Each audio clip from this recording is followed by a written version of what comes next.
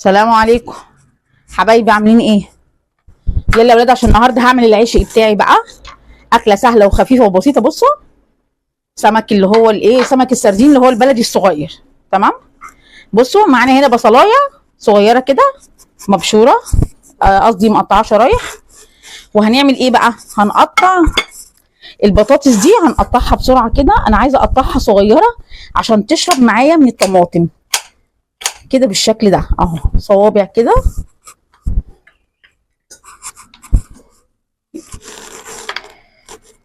يقفل الكاميرا كده. قطعنا البطاطس هي كلها، هي بطاطسايه واحده بس قد كده، كمان مش كبيره. عايزه اقول لكم انتوا هتسيبوا السمك وهتاكلوا البطاطس، طعمها بيبقى تحفه يا ولاد.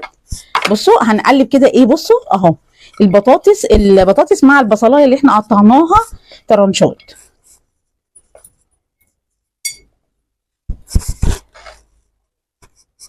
هنعمل بقى الخطوه الثانيه دلوقتي.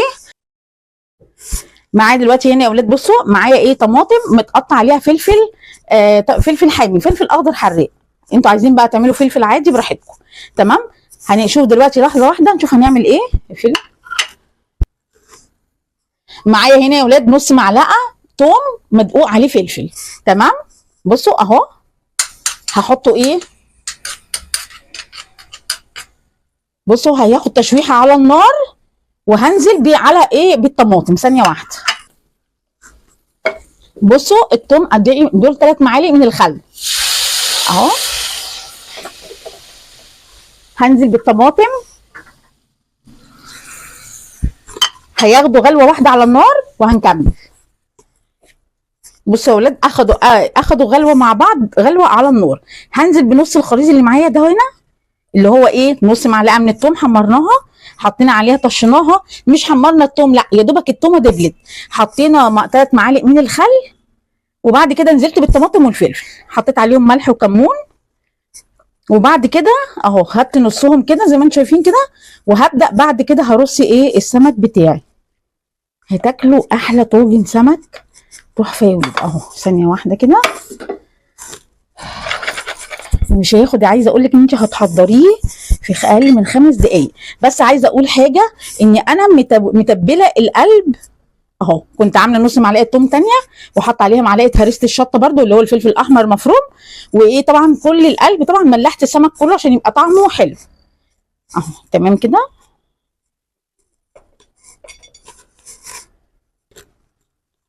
كده ايه، رصينا السمك يا ولاد، بصوا بالشكل ده كده اهو.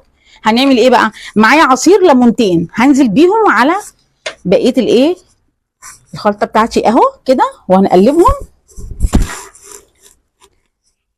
بصوا بحاول اعمل لكم فيديوهات قصيره عشان ما اطولش عليكم الفيديو، عشان انا من الناس اللي بعمل فيديوهات طويله جدا يا جماعه. فالنهارده بقى قلت ايه، نحاول ان احنا ايه ما نطولش عليكم. طبعا انا حطيت طبعا هنا طبعا التتبيله بتاعتي عباره عن ايه، ملح وكمون بس.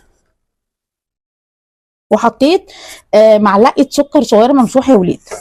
وخدوا غلوه على النار، وهنزل بقى بيهم كده اهو على السمك بتاعي.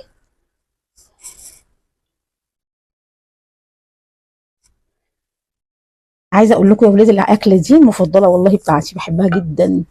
طعمه بصي تاكلي منه ما تشبعيش.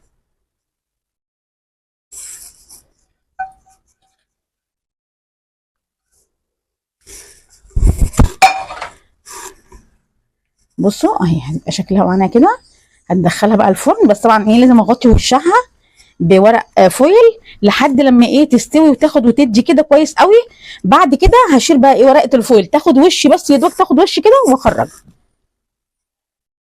بس عايزه اوريكم شكلها. ايه كده الكاميرا كده قريبه عندي اهو بالشكل ده. طبعا ايه حطينا عصرتين ليمون دول في الاخر، حطيناهم مع شويه الايه، الطماطم اللي احنا كنا عاملينها، ونزلنا بيهم. خلاص كده هعمل ايه بقى، تركايه اخيره. هحط شويه ميه سخنه في الجنب كده، ما تجيش على السمك نفسه، تحطي بصي في الجنب كده بس كده. دي ميه بتغلي من الكتل. وهنعمل كده اهو. هلفها بقى اغطيها كده بفويل وادخلها الفرن وهرجع لكم تاني. يلا حبايبي كده، بصوا الطاجن طلع معانا اهو، طاجن السردين يلا جربوا بقى الطريقه دي، جربوها على طريقتي وان شاء الله هيعجبكم، وانتظروا مني ان شاء الله فيديو جديد. يلا حبايبي، سلام عليكم.